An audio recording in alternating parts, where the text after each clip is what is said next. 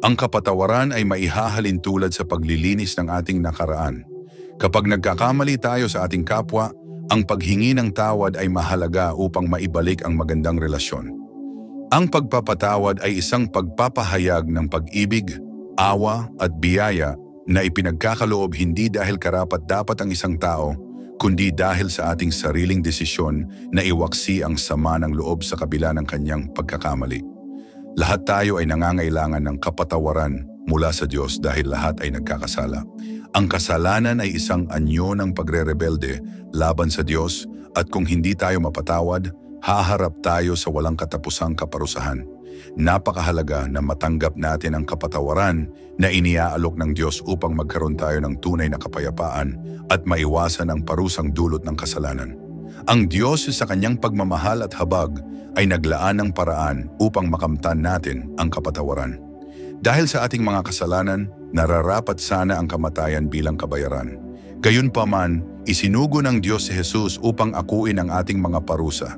Sa pamamagitan ng kanyang kamatayan sa krus, binayaran niya ang ating mga kasalanan at sa kanyang muling pagkabuhay, pinatunayan niyang napagtagumpayan niya ang kasalanan at kamatayan.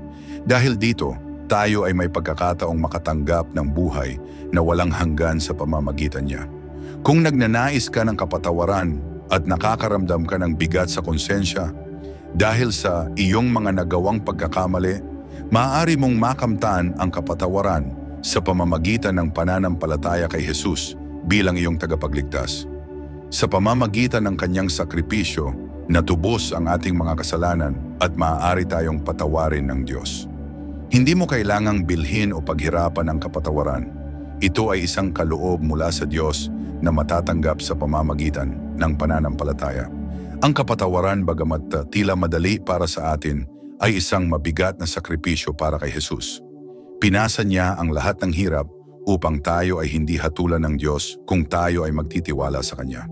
Kung nais mong ilaan ang iyong pagtitiwala kay Jesus at humingi ng kapatawaran mula sa Diyos, maaari mong ipahayag ito sa isang taus-pusong panalangin. Tandaan na ang kaligtasan ay nagmumula sa Diyos sa pamamagitan ng Kanyang banal na Espiritu, hindi sa anumang panalangin o gawa.